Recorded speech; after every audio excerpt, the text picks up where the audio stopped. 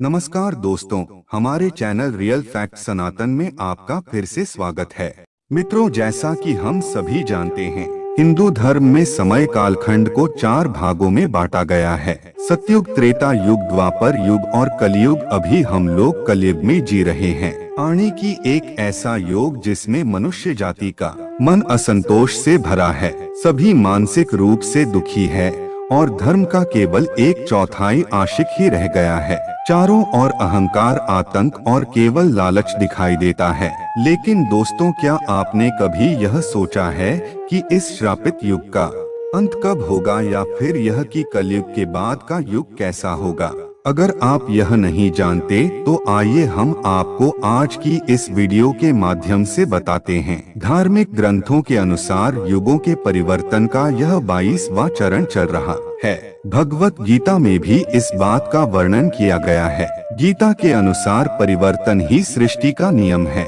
जैसे आत्मा एक शरीर को छोड़कर दूसरा शरीर धारण करती है, दिन के बाद रात होती है, जैसे ऋतु भी अपने निश्चित समय के साथ परिवर्तित होती है, ठीक उसी प्रकार कलयुग के बाद सतयुग का आना भी अटल सत्य है। ग्रंथों में कलयुग से जुड़ी एक कथा का वर्णन मिलता है, जिसके अनुसार एक दिन किसी ने भगवान विष्णु से पूछा, प्रभु, अभी यह द्वापर युग चल रहा है और कालखंड के चक्कर के अनुसार इसके बाद कलयुग आने वाला है, लेकिन मनुष्य उस युग को पहचानेगा कैसे?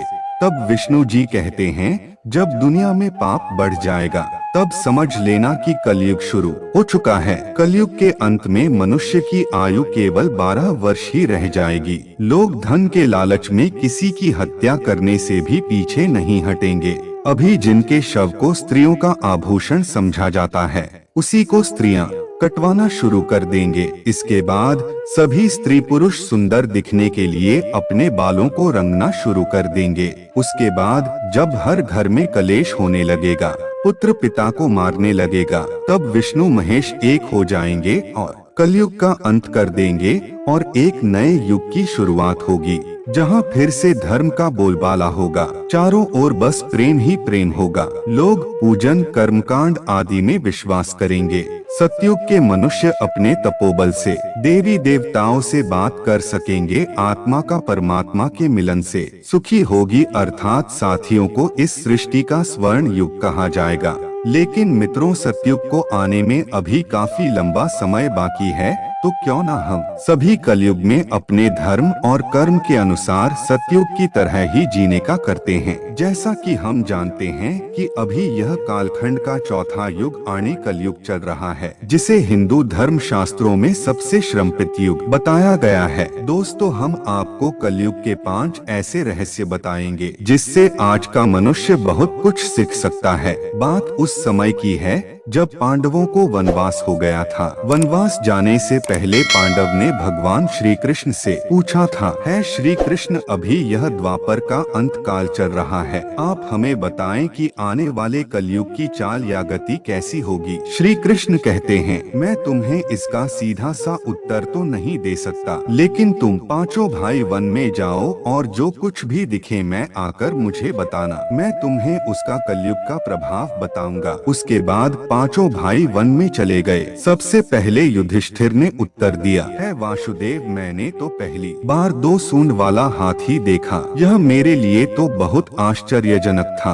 इसके जवाब में श्री कृष्ण कहते हैं कि कलयुग में ऐसे लोगों का ही राज होगा जो दोनों ओर से शोषण करेंगे, बोलेंगे कुछ और करेंगे कुछ और ही, मन में कुछ और होगा और कर्म कुछ और ही होगा। ऐसे ही लोगों का कलयुग में राज होगा। तुम कलयुग आने से पहले तक राज कर लो। युधिष्ठिर के बाद अर्जुन ने कहा कि मैंने जो देखा वह तो इससे भी ज्यादा आश्चर्यजनक था। मैंने देखा कि एक पक्षी के पंखों पर वेद लिखे हुए, लेकिन वे पक्षी मुर्दे का मांस खा रहा था। श्री कृष्ण अर्जुन को उत्तर देते हुए कहते हैं, कलयुग में ऐसे ही लोग रहेंगे जो बड़े ज्ञानी और ध्यान ही कहलाएंगे। वह ज्ञान की चर्चा तो करेंगे, लेकिन उनका आचरण राक्षसी होगा। वह बड़े पंडित और विद्वान कहलाएंगे, किंतु वह यह देखते रहेंगे कि कौन सा मनुष्य कब मेरे और हमारे नाम से संपत्ति कर जाए। अर्जुन के सवाल के जवाब के बाद भीम अपना अनुभव सुनाते हुए कहते हैं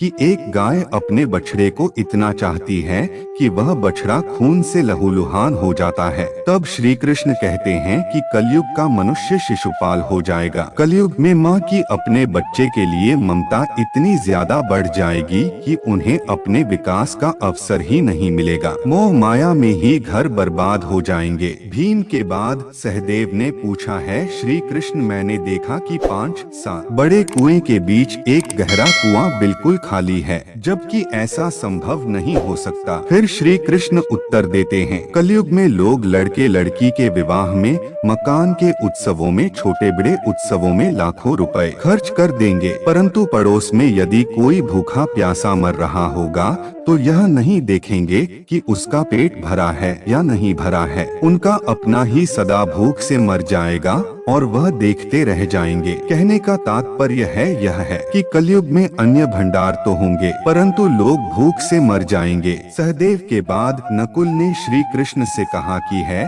श्री कृष्ण मैंने देखा कि एक बड़ी सी चट्टान पहाड़ से गिरती है और बड़े से बड़ा वृक्ष भी उसे रोकने में सक्षम नहीं हो पाता, परंतु एक छोटे से पौधे से टकराकर वह रुक जाती है। आखिर ऐसे कैसे हुआ? तब श्री कृष्ण कहते हैं कि कलयुग में मनुष्य की बुद्धि क्षीण हो जाएगी और उसका जीवन पतन हो जाएगा। उस पतन को डोट, धन और बड़ी से बड़ी 17 रूपी वृक्ष भी रोकने में सक्षम नहीं होंगे, किंतु हरि नाम का छोटा सा शब्द बोलने से मनुष्य जीवन का पतन रुक जाएगा। अत कलयुग में हरि नाम मुक्ता एकमात्र मार्ग होगा।